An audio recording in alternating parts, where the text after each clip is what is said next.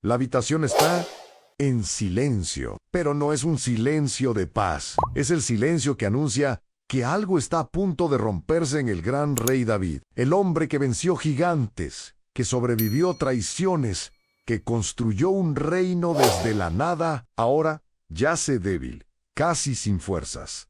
Y mientras su respiración se vuelve lenta, el trono comienza a temblar. Porque donde hay poder, siempre hay alguien esperando ocuparlo, y esta vez no será una transición tranquila, será una lucha silenciosa, una traición disfrazada, una carrera contra el tiempo, donde decisiones apresuradas, ambiciones ocultas y corazones divididos marcarán el destino de toda una nación. Pero aquí hay algo más profundo, algo que tal vez te toca directamente porque esta no es solo la historia de un reino antiguo, es la historia de lo que pasa cuando sientes que estás perdiendo el control de tu vida, cuando otros empiezan a decidir por ti, cuando ves cómo lo que construiste comienza a desmoronarse y no sabes si aún estás a tiempo de cambiar el final. ¿Alguna vez sentiste eso? Entonces quédate, porque lo que estás a punto de escuchar no es solo historia, es una advertencia. El ocaso de un gigante, David G. Invegesi. Imagina la escena con calma. No hay musical, no hay multitudes, no hay gritos de guerra. Solo el sonido suave de la respiración de un anciano que alguna vez fue el hombre más temido por los enemigos de Israel. El rey David está acostado, cubierto con mantas, pero no logra calentarse. Esto no es solo un detalle físico. En la cultura de la época, el frío en la vejez era señal de debilidad profunda, de un cuerpo que ya no responde como antes. A su alrededor, los sirvientes se mueven en silencio, con respeto, casi con temor, porque saben que están presenciando el final de una era. Este no es el joven pastor que enfrentó a Goliat, no es el guerrero que lideró ejércitos, no es el rey que danzaba con todo su corazón delante de Dios. Este es un hombre al borde de la muerte, y mientras su cuerpo se apaga lentamente, el reino sigue vivo. Jerusalén, la ciudad que él estableció como capital, no se detiene. Afuera, la vida continúa, soldados en las puertas, consejeros en murmullos, miradas que se cruzan con una pregunta que nadie se atreve a decir en voz alta. ¿Quién será el próximo rey? Porque en el antiguo Israel, la sucesión no siempre era automática ni pacífica. Aunque existían principios sobre la primogenitura, también estaba el factor decisivo en la voluntad de Dios, y cuando esa voluntad no está clara para todos, comienzan las tensiones. Dentro del palacio, la atmósfera cambia. Ya no es solo tristeza, es incertidumbre. Y aquí hay algo profundamente humano, que no podemos ignorar, incluso los grandes hombres de fe enfrentan el final de sus fuerzas. David, el hombre conforme al corazón de Dios, no escapa al desgaste del tiempo. Eso nos habla directamente, porque todos, en algún momento, enfrentamos temporadas donde ya no tenemos la misma fuerza, donde sentimos que algo está terminando, donde lo que antes era seguro, ahora se vuelve incierto. Pero aquí es donde la historia empieza a tomar fuerza, porque mientras David parece apagarse, algo comienza a encenderse en las sombras, y lo que está a punto de ocurrir no será una transición tranquila. La conspiración en las sombras, Adonías se levanta, mientras el cuerpo de David se debilita dentro del palacio. Afuera, en los patios y caminos que rodean Jerusalén, algo comienza a moverse con sigilo. No es un ejército extranjero. No es un enemigo visible. Es algo más peligroso en ambición. Desde dentro, Adonías, hijo de David, observa el momento y decide actuar. La Escritura lo describe como un hombre de buena apariencia, alguien que llamaba la atención, acostumbrado a ser visto y escuchado. Además, era uno de los hijos mayores vivos de David, lo que, en términos culturales de la época, le daba cierta legitimidad a los ojos de muchos. En los reinos antiguos del cercano Oriente, no era extraño que el hijo mayor intentara tomar el trono, incluso antes de la muerte del rey. Pero aquí hay un detalle clave. El texto bíblico deja claro que él se exaltó a sí mismo, diciendo, «Yo reinaré». No esperó confirmación, no buscó dirección divina, no consultó al rey An, simplemente decidió, y eso cambia todo. Adonías no se levanta solo, empieza a construir su imagen como rey. Se consigue carros, caballos y hombres que corren delante de él. Algo típico de los reyes de la época, una especie de desfile que proyectaba poder, autoridad y control. Era una manera de decir sin palabras, yo ya soy el rey. Ipsilon poco, a poco, las piezas comienzan a encajar. Joab, el comandante del ejército, un hombre con peso militar y político, se une a él al también Abiatar. Uno de los sacerdotes le da su respaldo. Esto no es menor, porque mezcla poder militar con influencia espiritual. Desde fuera, todo empieza a parecer legítimo, pero no todos están de acuerdo. Sadac, el sacerdote fiel, Natán, el profeta Ambenaía, uno de los hombres valientes de David, ellos no apoyan este movimiento. Y ese silencio de los verdaderamente leales dice, mucho Anadonías organiza un gran banquete, sacrificios, comida, celebración, invita a sus hermanos, a los hombres de Judá, pero intencionalmente deja fuera a Salomón y lo excluye, porque en el fondo sabe que hay algo que no está bajo su control. Y aquí es donde la tensión se vuelve más profunda, porque mientras Adonías celebra como si todo estuviera resuelto, en realidad está construyendo sobre algo inestable. No tiene la palabra de Dios, no tiene la confirmación del rey, solo tiene apoyo humano. Y eso, aunque parezca suficiente por un momento, nunca lo es a largo plazo. Esto toca una fibra muy real hoy. ¿Cuántas veces vemos a alguien avanzar, crecer, posicionarse y todo parece indicar que va en la dirección correcta?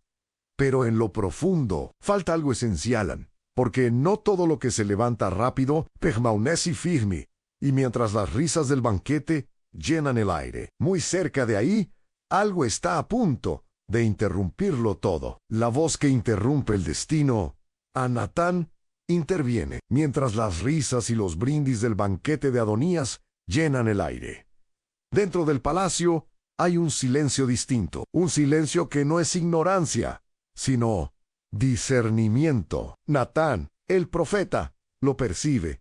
No es un político, no es un militar, es un hombre que ha aprendido a escuchar a Dios en medio del ruido humano, el mismo que años atrás confrontó a David por su pecado con Betsabé. Ahora vuelve a aparecer en un momento crítico, porque cuando algo se desvía, Dios no guarda silencio. Natán entiende lo que está en juego. Esto no es solo una lucha por el poder, es una amenaza directa al propósito que Dios había establecido. Y en la historia de Israel, eso nunca era un asunto menor.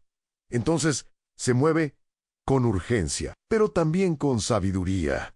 Busca a Betsabé, imagina esa conversación. No es casual, no es improvisada. Betsabé, la madre de Salomón, también está dentro del palacio. También percibe que algo no está bien. Natán le habla claro, sin rodeos.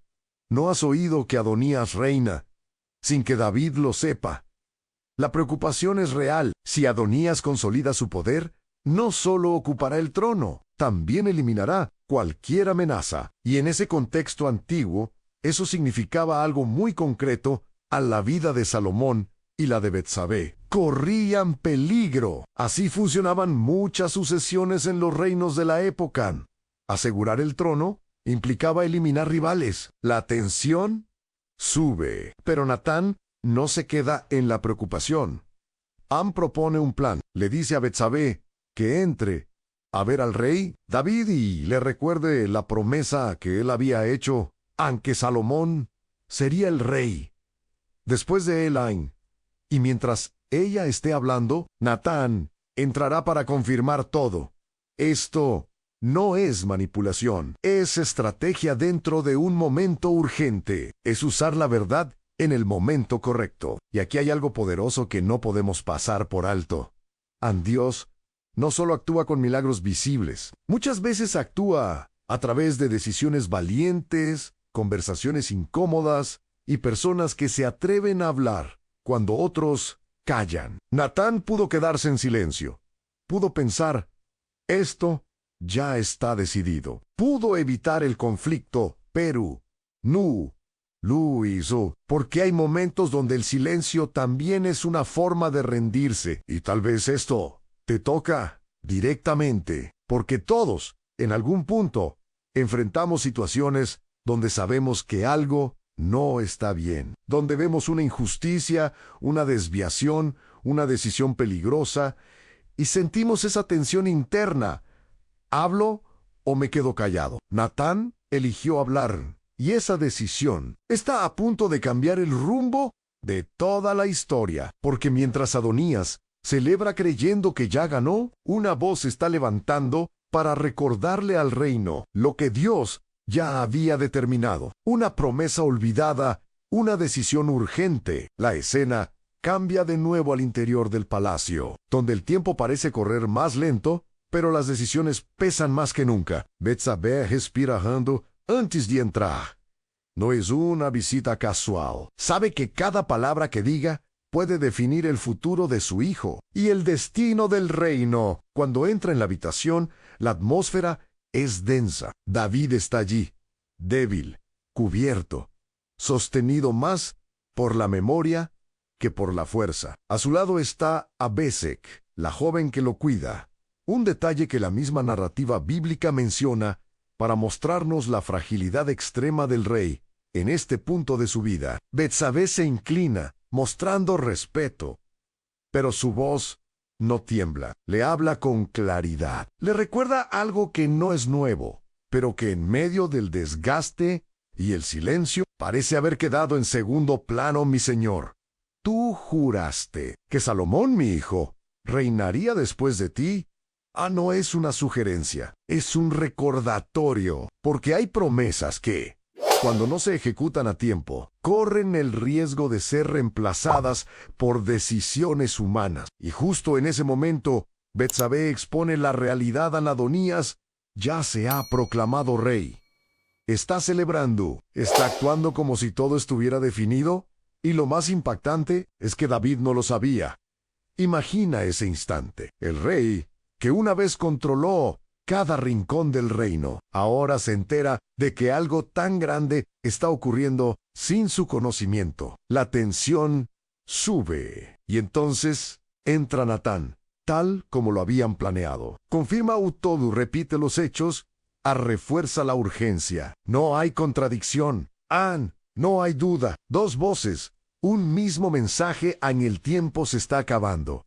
Y aquí ocurre algo poderoso. David, el hombre que parecía apagarse, despierta, no físicamente como antes, pero sí en autoridad.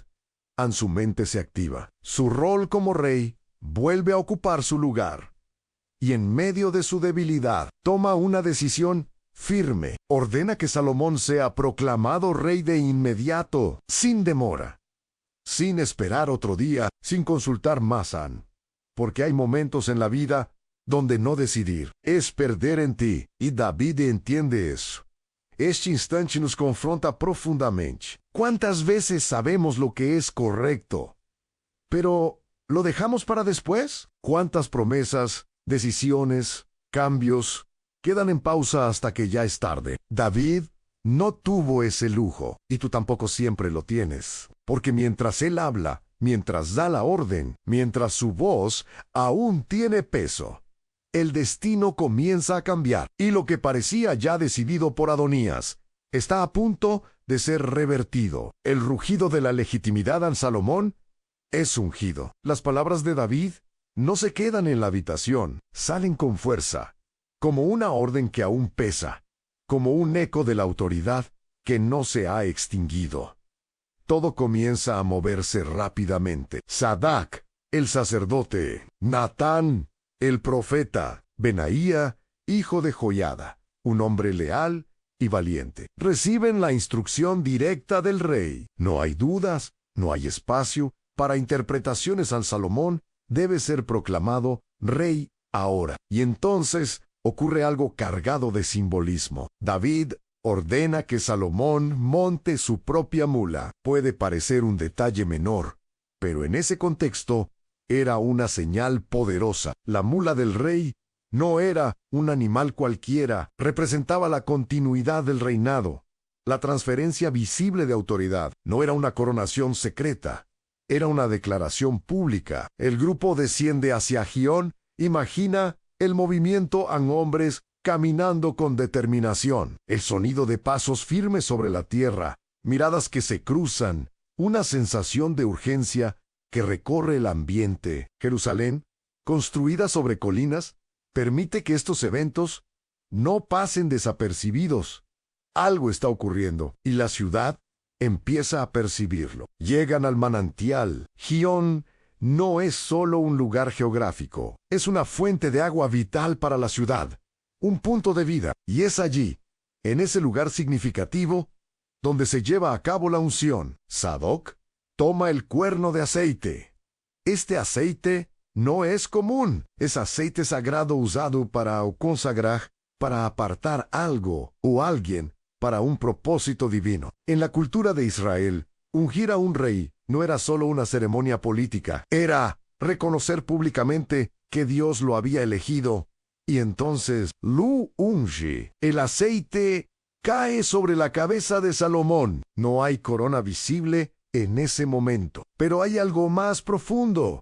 Hay aprobación, hay designación, hay propósito. Natán está allí, confirmando con su presencia profética.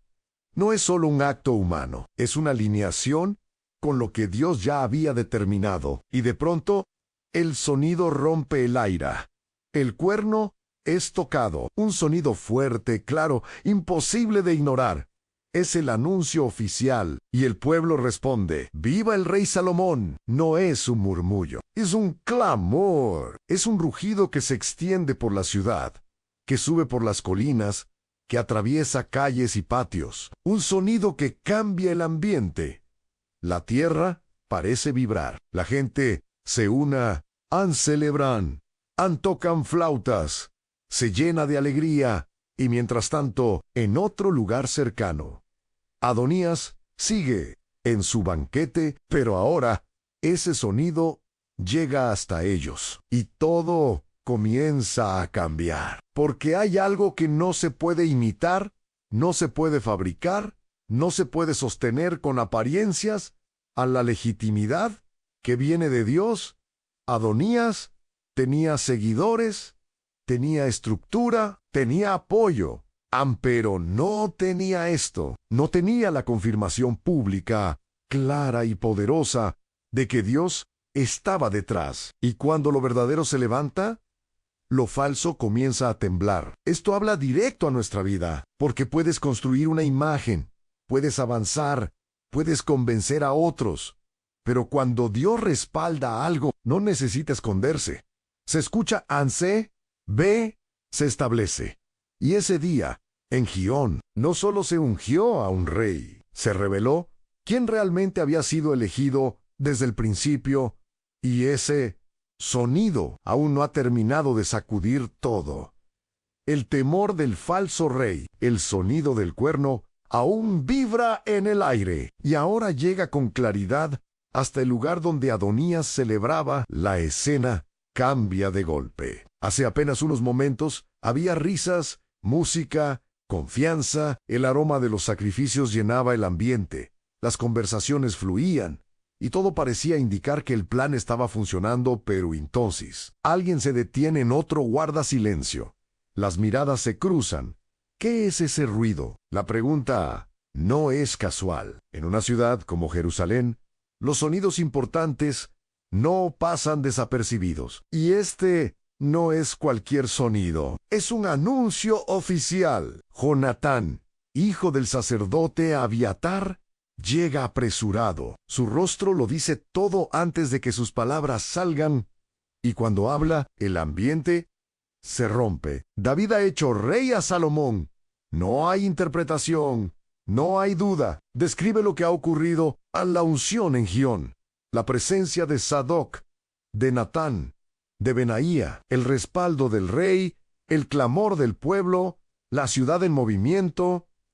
Todo lo que Adonías no tenía ahora se ha hecho visible. Y en ese instante, lo que parecía una celebración se convierte en miedo. La escritura dice que todos los invitados de Adonías se levantaron y se fueron. No hubo lealtad, no hubo defensa, no hubo resistencia. Cada uno tomó su camino, porque cuando el poder que parecía firme se derrumba, muchos descubren que su compromiso era superficial. Adonías se queda solo, el hombre que se había proclamado rey. Ahora corre hacia el altar y se aferra a los cuernos del altar. Este gesto no es aleatorio. En la cultura de Israel, el altar representaba el lugar de encuentro con Dios, pero también, en ciertos casos, un lugar donde alguien podía buscar refugio, misericordia, apelando a la justicia divina. Es un acto desesperado a no hay más orgullo, no hay más proclamaciones, no hay más desfile en solo miedo. El mismo hombre que dijo, yo reinaré, ahora suplica por su vida. Y aquí ocurre algo profundamente revelador. Cuando Salomón escucha lo que ha hecho Adonías, no responde con venganza inmediata. Responde con discernimiento, dice en sí, se muestra hombre de bien. Ni uno de sus cabellos caerá en tierra, pero si se halla maldad en él, morirán. No lo ejecuta. Le da una oportunidad. Le permite volver a su casa. Este momento muestra el inicio del carácter de Salomón como rey firme, pero también capaz de mostrar misericordia. Pero no es una misericordia ingenua, es una misericordia con condición. Y eso es importante, porque muchas veces confundimos misericordia con ausencia de consecuencias. Y no es lo mismo. Dios puede dar una oportunidad, pero también observa lo que hacemos con ella. Y esta escena nos confronta de manera directa, porque todos, en algún momento, podemos actuar como Adonías, tomar decisiones apresuradas, buscar control al avanzar sin dirección, y cuando todo se derrumba, correr buscando una segunda oportunidad. La pregunta no es si habrá misericordia, la pregunta es, ¿qué harás después de recibirla? Porque Adonías ha sido perdonado por ahora, pero su historia aún no ha terminado. Últimas palabras, legado eterno. El ruido del conflicto se apaga por un momento, y la escena vuelve a cerrarse dentro del palacio. David está en sus últimos días.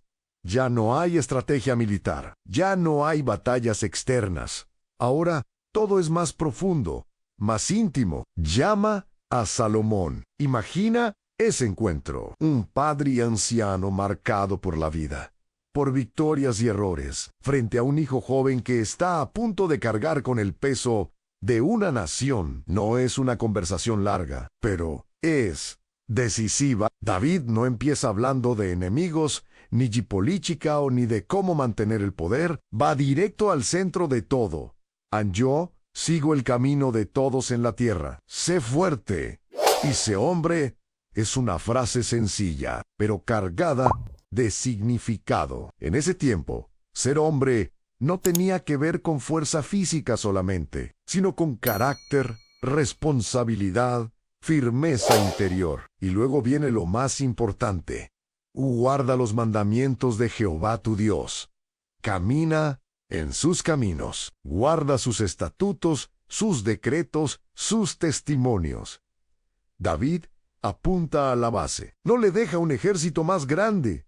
No le deja nuevas estrategias. Le deja una dirección espiritual, porque él ya había aprendido algo que no se olvida: el éxito sin obediencia. Nus y sostieni. Y aquí hay contexto que ayuda a entender la profundidad de sus palabras. En la tradición de Israel, el rey no estaba por encima de la ley de Dios.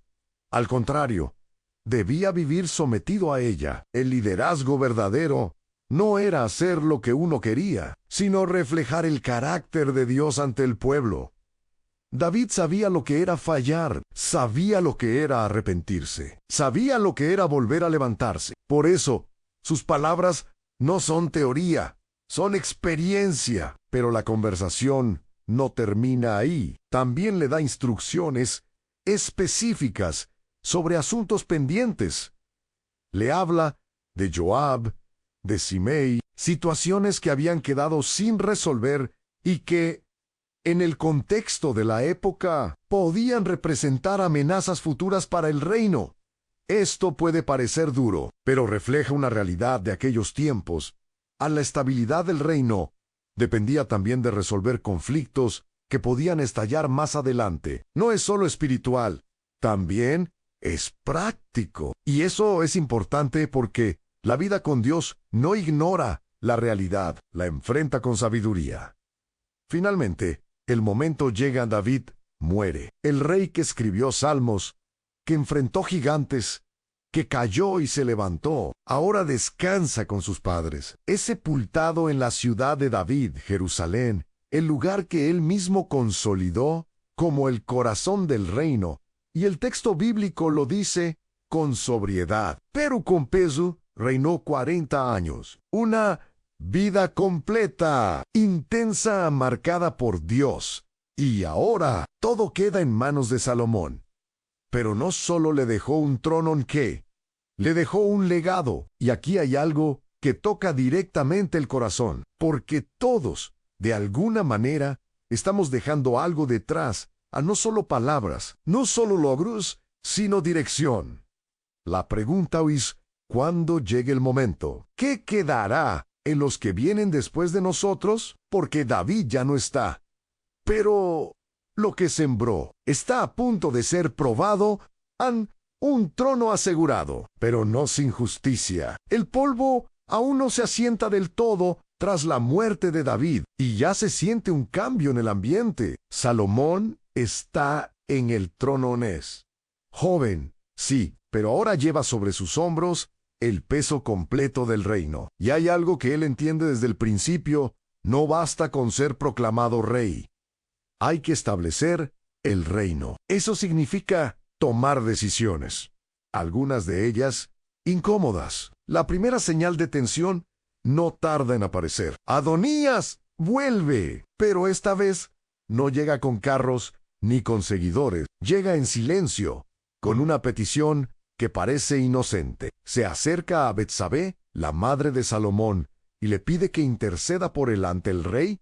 Su solicitud quiere que le sea dada Abesec, la joven que cuidó a David en sus últimos días. A simple vista puede parecer algo sin importancia, incluso razonable, pero en el contexto cultural de aquel tiempo, esto tenía un significado mucho más profundo. Tomar a una mujer que había estado vinculada al rey, aunque no hubiera sido su esposa, en sentido pleno, podía interpretarse como un intento simbólico de reclamar derechos sobre el trono. Era un movimiento político disfrazado de petición personal, y Salomón lo entiende de inmediato. Cuando Betsabé transmite la petición, el rey reacciona con firmeza. No lo ve como un detalle menor, lo ve como una amenaza directa, y entonces toma una decisión dura. Adonías muere. No hay celebración esta vez.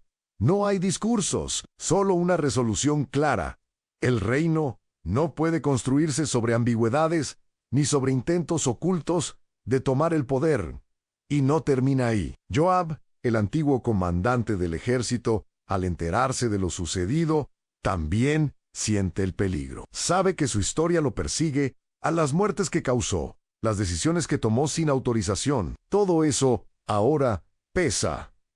Corre y hace lo mismo que Adonías había hecho antes. Se aferra al altar. Busca refugio. Pero esta vez la respuesta es diferente.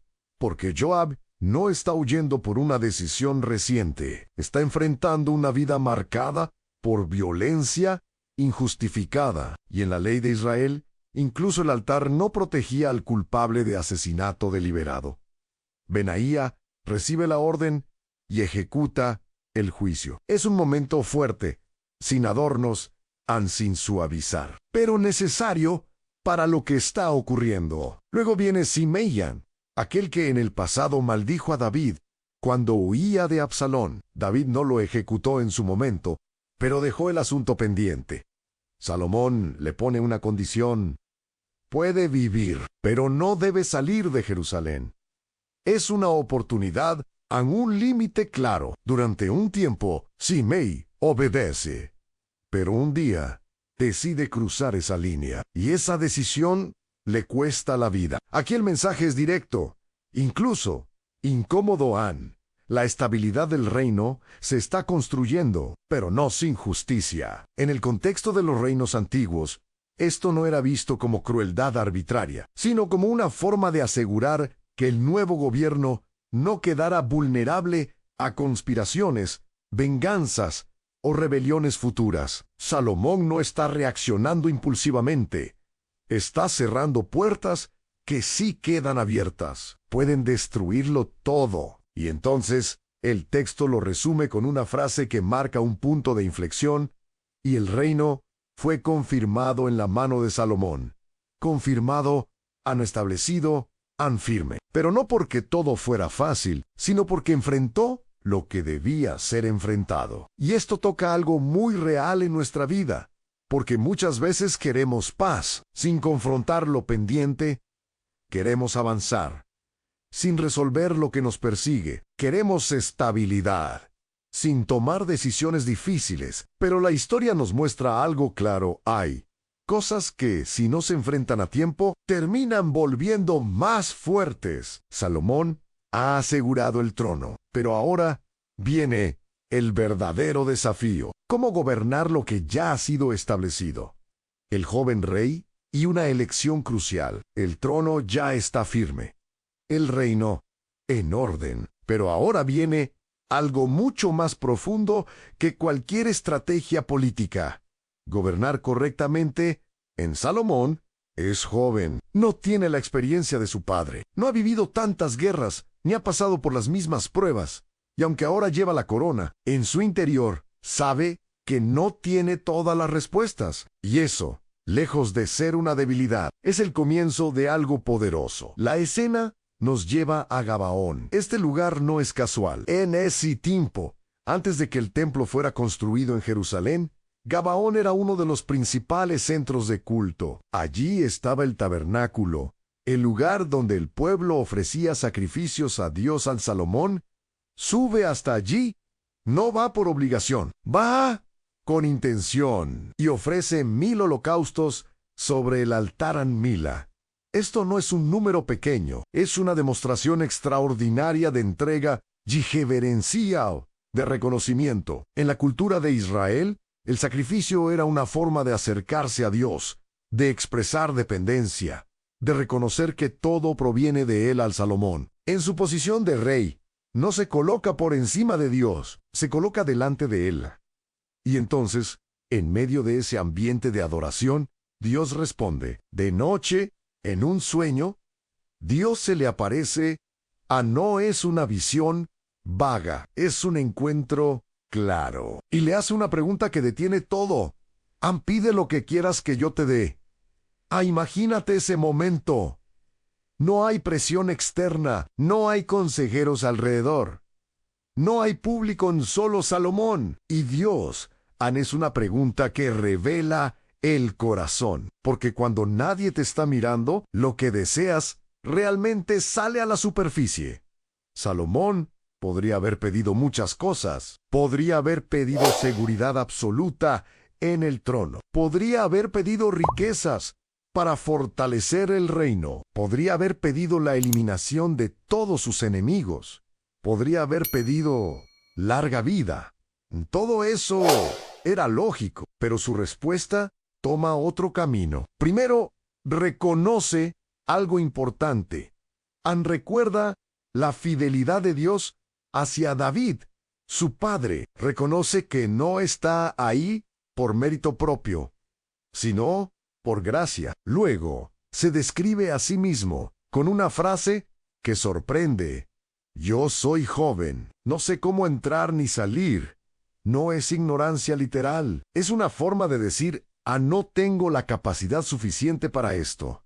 Y entonces hace su petición: anda a tu siervo un corazón entendido para juzgar a tu pueblo, para discernir entre lo bueno y lo malo no pide cosas externas, pide capacidad interna, pide discernimiento, pide sabiduría. En el mundo antiguo, gobernar implicaba tomar decisiones constantes, conflictos, juicios, administración, liderazgo.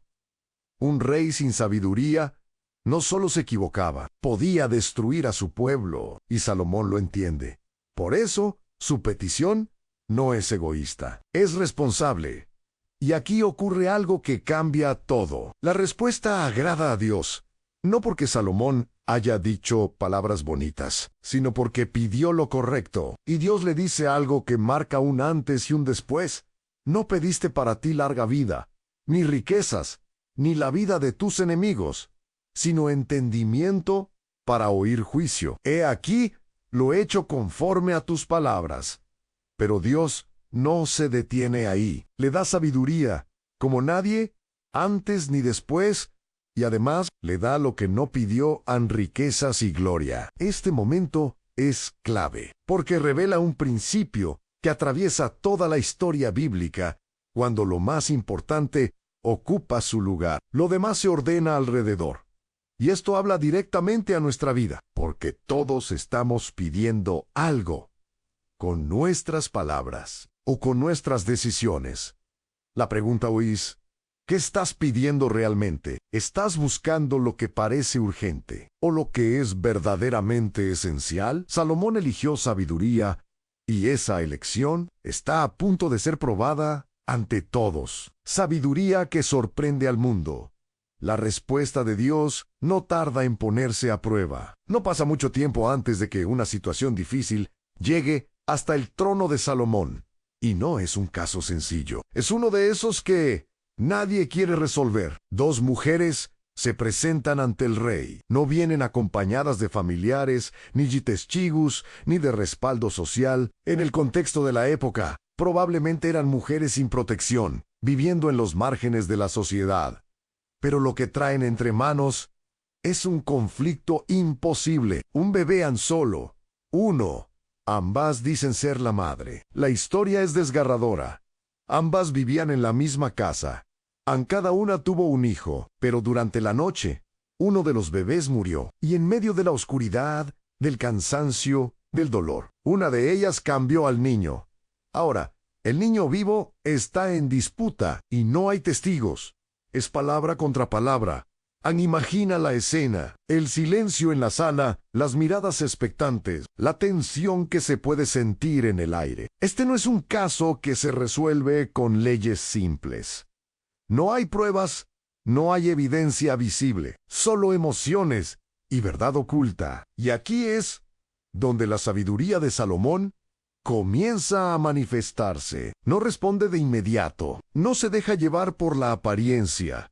No intenta adivinar, hace algo inesperado. Ordena que traigan una espada. El ambiente se vuelve aún más tenso. Y entonces pronuncia palabras que nadie esperaba escuchar. Partan al niño vivo en dos. Y den una mitad a cada una, por un instante. El tiempo se detiene. No es una solución lógica. No es una decisión convencional. Pero no es literal. Y Sunao prueba. Salomón no busca dividir al niño, busca revelar el corazón. Y entonces sucede: a una de las mujeres grita, desesperada: «No, denle el niño a ella, pero no lo maten». La otra, en cambio, responde con frialdad: «Ni a mí ni a ti, divídanlo». Y en ese momento, todo queda claro. La verdadera madre no lucha por tener al hijo a toda costa.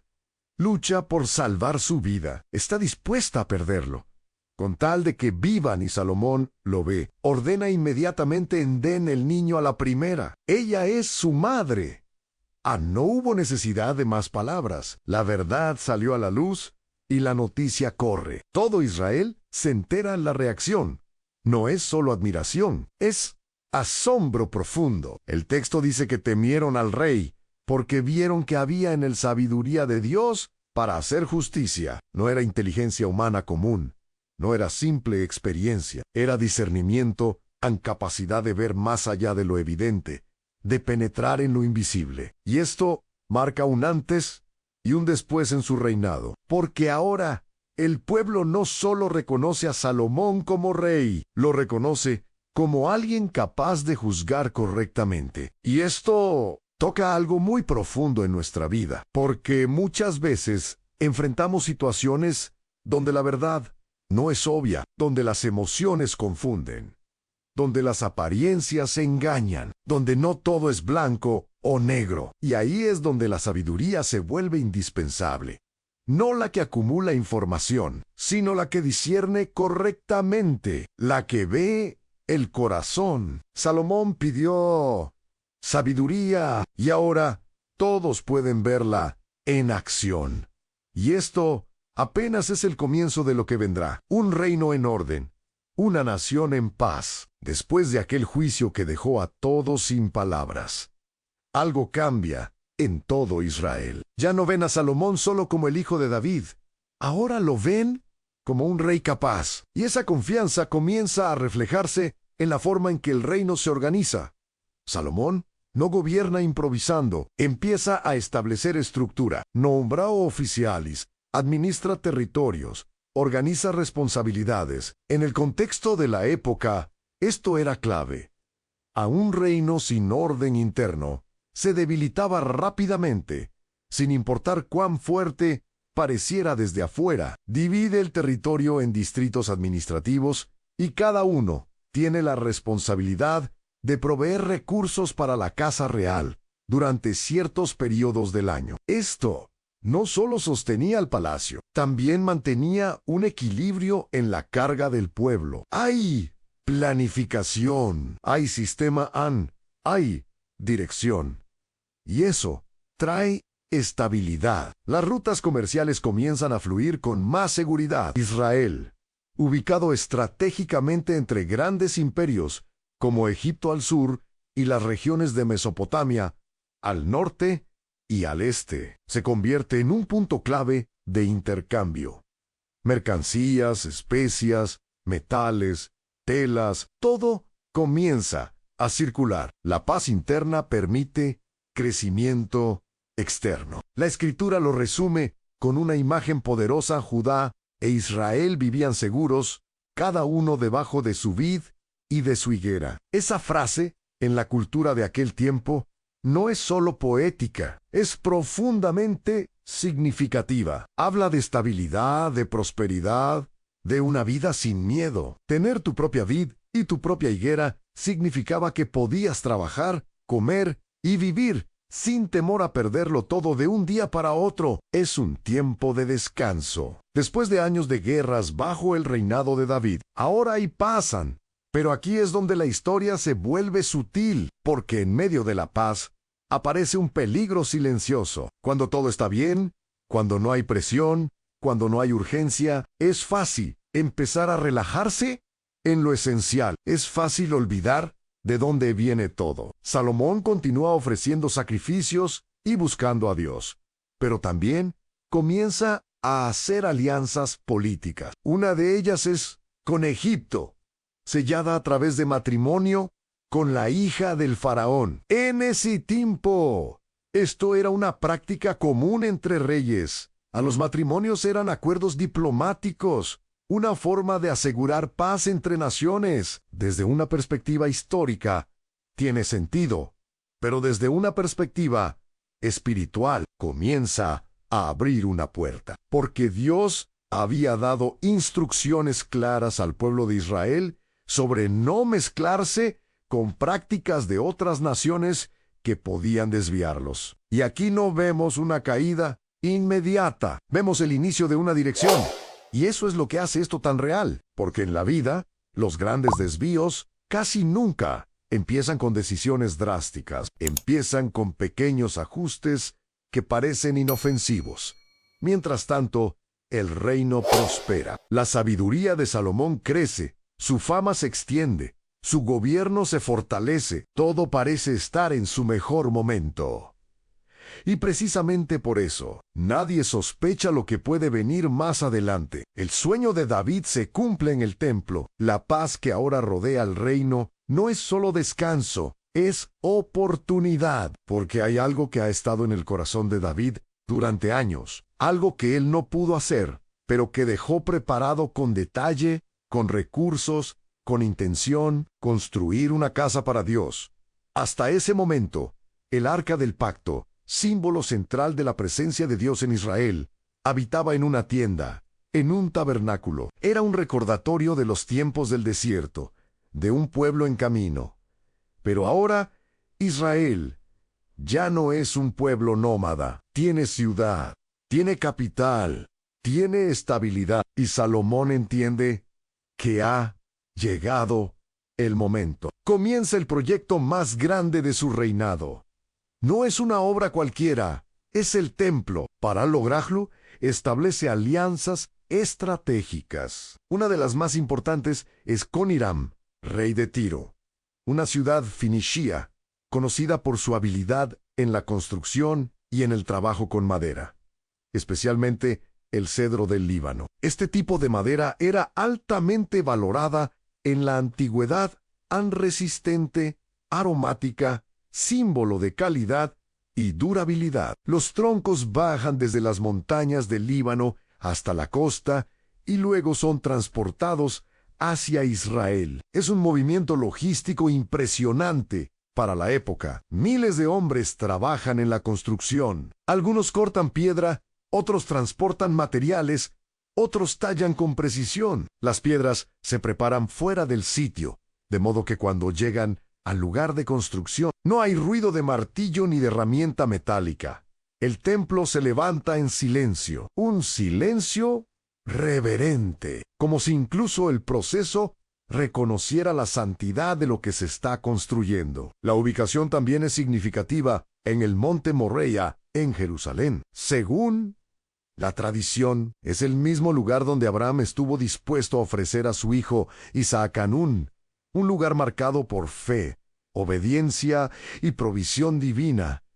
Y ahora, ese mismo lugar se convierte en el centro espiritual de toda una nación. El diseño del templo sigue patrones que vienen desde el tabernáculo, pero con una estructura permanente. Hay un atrio, un lugar santo y el lugar santísimo, donde reposará el arca. Todo está lleno de simbolismo, querubines tallados, oro recubriendo paredes, detalles que apuntan a la grandeza y santidad de Dios. No es ostentación vacía, es una expresión de honra. 7 años toma completar la obra, 7 años de trabajo constante, de organización, de enfoque. Y cuando finalmente se termina, no es solo un edificio terminado, es una promesa cumplida. David ilusó, pero no lo vio.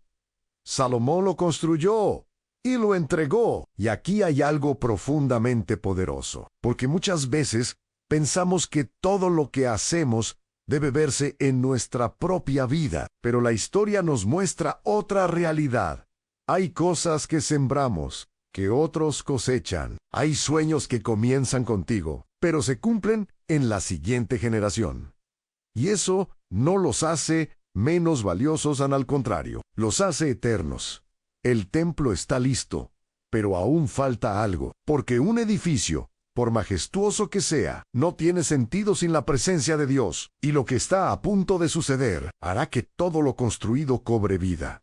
La gloria desciende, el templo está terminado, cada piedra en su lugar, cada detalle cuidadosamente trabajado, el oro reflejando la luz como si todo el lugar respirara grandeza. Pero aún falta lo más importante, la presencia, porque sin ella, todo lo demás es solo estructura. Entonces llega el momento. Salomón convoca a los ancianos de Israel, a los jefes de las tribus, a los líderes del pueblo. Jerusalén comienza a llenarse. No es un día cualquiera, es un día que marcará la historia espiritual de toda la nación. Los sacerdotes avanzan con reverencia. Traen el arca del pacto, ese objeto sagrado que representa el pacto entre Dios y su pueblo. Él mismo que estuvo en el desierto, él mismo que cruzó el Jordán, él mismo que acompañó a Israel en sus momentos más decisivos. Ahora entra al templo. El silencio es profundo, los pasos son medidos. El arca es llevada hasta el lugar santísimo, el espacio más interno, más reservado, separado por un velo, allí donde nadie entra, excepto el sumo sacerdote, una vez al año. Los querubines tallados extienden sus alas sobre el arca, cubriéndola simbólicamente. Todo está listo y en té. Y entonces sucede. Una nube comienza a llenar el templo. No es humo común, no es polvo. Es algo que no se puede explicar con palabras simples. Es la gloria de Dios a la manifestación visible de su presencia. La Escritura lo describe de una manera impactante. Los sacerdotes no podían permanecer para ministrar, porque la gloria de Dios había llenado la casa. No podían quedarse en pie, no podían continuar con el ritual, porque cuando Dios se manifiesta, todo lo humano se detiene. Imagina ese momento, el asombro, el temor reverente, la sensación de estar ante algo completamente mayor, que todo lo que conoces no es emoción superficial, es una experiencia que sacude el alma. Y Salomón, al ver esto, se levanta y ora no una oración breve, sino una oración profunda, cargada de reconocimiento, de historia, de dependencia. Reconoce que Dios ha cumplido su palabra, la promesa hecha a David, pero también declara algo que revela una comprensión más grande a los cielos de los cielos. No pueden contenerte, cuanto menos esta casa que yo he edificado. Salomón entiende algo clave. Dios no está limitado a un edificio. El templo no contiene a Dios. Es un punto de encuentro, un lugar donde el pueblo puede acercarse, orar, arrepentirse, buscar. Y en su oración, Salomón pide algo poderoso, que cuando el pueblo peque y vuelva su rostro hacia este lugar, Dios escuche, que cuando haya necesidad, Dios responda, que cuando haya sequía, guerra, dificultad, Dios no los abandone. Es una oración que conecta cielo y tierra. Y luego, bendice al pueblo. Miles de sacrificios son ofrecidos. Hay celebración, hay gozo ante. Hay una sensación colectiva de que algo sagrado ha ocurrido. Ipsilon Lu, hecho Dios ha descendido, no porque necesitara un templo, sino porque decidió habitar en medio de su pueblo. Y esto nos habla directamente hoy, porque muchas veces construimos cosas, proyectos, metas, estructuras, pero lo que realmente da sentido a todo es la presencia de Dios en medio, sin eso. Todo es vacío, con eso. Todo cobra vida. Ese día, el templo dejó de ser solo un edificio y se convirtió en un lugar donde el cielo tocó la tierra, y sin embargo, incluso en medio de tanta gloria, una advertencia silenciosa comienza a tomar forma. Advertencia en medio de la bendición. La celebración termina.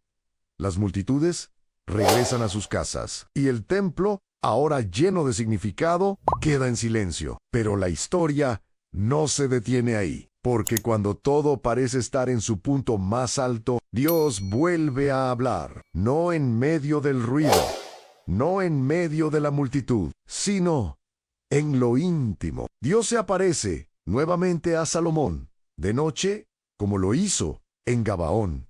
Y lo primero que hace no es advertir, es afirmar: oído tu oración, detente un momento en eso. El Dios que llenó el templo con su gloria, también escucha. No es distante, no es indiferente. Está atento. Y continúan: he santificado esta casa que has edificado, para poner en ella mi nombre para siempre. Y en ella estarán mis ojos y mi corazón todos los días.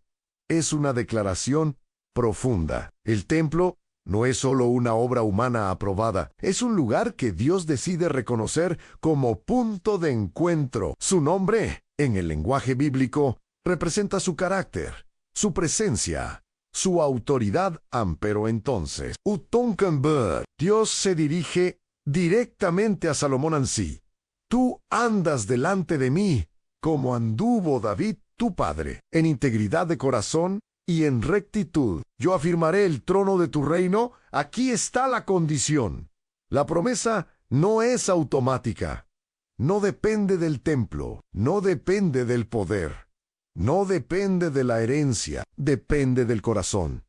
Dios no está impresionado por la grandeza del edificio, está atento a la dirección del hombre que lo construyó. Y luego viene la advertencia, anclaran, directa, sin rodeos. Mas si obstinadamente os apartáis de mí, y no guardáis mis mandamientos, entonces yo cortaré a Israel de sobre la faz de la tierra, y esta casa será motivo de burla.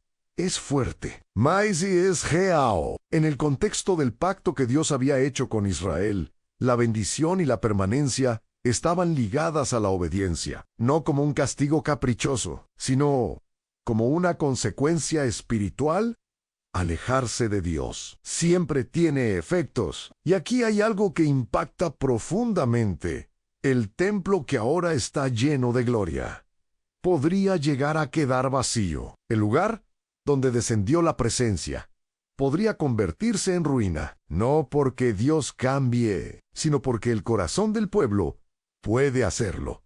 Y esto no es solo para Salomón, es para toda la nación. Es una advertencia en medio del momento más alto, porque el mayor peligro no siempre está en la escasez, muchas veces está en la abundancia. Cuando todo va bien, cuando todo fluye, cuando sentimos que ya alcanzamos lo que buscábamos, ahí es donde más fácilmente se pierde el enfoque. Y esto toca algo muy real hoy, porque podemos construir muchas cosas en nuestra vida: estabilidad, logros, relaciones, incluso una vida espiritual visible.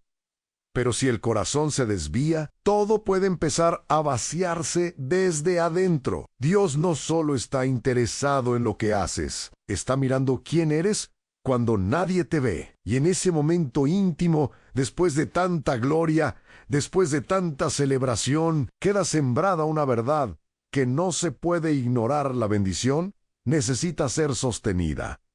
Y lo que viene después mostrará qué tan firme era realmente ese fundamento. El principio del declive. Todo parecía firme. El reino establecido, la sabiduría reconocida, el templo lleno de la gloria de Dios. Pero es aquí, justamente aquí, donde comienza el giro más silencioso y más peligroso. No ocurre de un día para otro. No hay un momento dramático que lo anuncie. Empieza poco a poco. Salomón, el mismo que pidió sabiduría, comienza a tomar decisiones que en apariencia son estratégicas, pero espiritualmente son riesgosas. Multiplica alianza. Y en el mundo antiguo, esas alianzas no se firmaban con documentos, se sellaban con matrimonios. Salomón toma muchas mujeres extranjeras: moabitas, amonitas, edomitas, sidonías, hichitas, naciones que rodeaban a Israel, cada una con sus propias costumbres, sus propios dioses, sus propias prácticas. Desde una perspectiva política, esto fortalecía relaciones, evitaba conflictos, ampliaba influencia, pero desde la perspectiva de Dios, esto ya había sido advertido. No era una simple unión cultural, era una puerta espiritual, y el texto bíblico lo dice con claridad: sin adornos, y sus mujeres inclinaron su corazón. Ese es el punto clave. No fue solo una decisión externa, fue un desvío interno. El corazón de Salomón comienza a dividirse. Ya no está completamente enfocado, ya no está completamente entregado. Empieza a tolerar lo que antes no habría aceptado. Construye lugares altos para dioses ajenos. Permite prácticas que están completamente fuera del pacto con Dios. no abandona a Dios de golpe, pero deja de serle fiel por completo. Y eso cambia todo, porque en la vida espiritual no siempre caemos por rechazo directo. Muchas veces caemos por mezcla, un poco de verdad, un poco de desviación, y con el tiempo el equilibrio se rompe. La Escritura dice algo fuerte. Su corazón no era perfecto con Jehová su Dios, como el corazón de David, su padre. No significa que David fue perfecto. Significa que a pesar de sus errores, su corazón volvía, se rendía, se alineaba. En cambio, Salomón comienza a sostener una vida dividida, y entonces Dios responde. No con un castigo inmediato, sino con una consecuencia anunciada. Le dice que el reino será dividido. No en Jiaús, por amor a dividir, pero sí en la generación siguiente.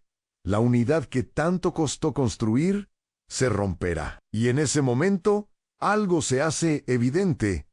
El hombre más sabio no fue capaz de sostener su propio corazón, y eso duele, porque rompe la expectativa, porque confronta la idea de que la sabiduría, por sí sola, es suficiente. Y la sabiduría sin fidelidad no se sostiene. Y aquí es donde esta historia deja de ser solo historia y se vuelve un espejo, porque no se trata solo de Salomón, se trata de nosotros, de cómo empezamos con pasión, con claridad, con convicción, y poco a poco, sin darnos cuenta, algo empieza a moverse. Pequeñas decisiones, pequeñas concesiones, pequeños desvíos, hasta que un día miramos atrás y ya no estamos donde solíamos estar. Y tal vez lo más fuerte de todo esto es que Salomón no perdió su sabiduría, perdió su dirección, y eso cambia todo. Pero incluso aquí, en medio del inicio del declive, hay una verdad que sigue vigente. Mientras haya vida, hay oportunidad de volver. La historia no termina con perfección, termina con una advertencia. Y esa advertencia, hoy, es para ti. Y así, la historia no termina con un grito de victoria, termina con un susurro incómodo. El hombre más sabio que existió no fue derrotado por enemigos externos, ni por ejércitos, ni por guerras. Fue vencido poco a poco, desde adentro, decisión tras decisión, pequeñas concesiones, silencios peligrosos, hasta que su corazón, el mismo que un día pidió sabiduría a Dios, se dividió. Y ahí está la parte que más duele, porque no estamos tan lejos de Salomón como creemos. Nosotros también empezamos bien, también tomamos decisiones correctas, también soñamos con hacer lo que es correcto, pero en el camino algo cambia, nos distraemos, nos acomodamos, nos alejamos sin darnos cuenta, y cuando queremos reaccionar, ya no estamos en el mismo lugar. Por eso esta historia no es solo para admirar, es para despertar, para preguntarte hoy, con total honestidad, ¿en qué momento de tu camino estás? ¿Estás construyendo o empezando a desviarte? Porque el mayor peligro no es caer de golpe, es alejarse lentamente, sin notarlo. Pero aún hay esperanza, porque mientras hay conciencia, hay oportunidad de volver. Y tal vez, justo ahora, no es casualidad que hayas llegado hasta aquí.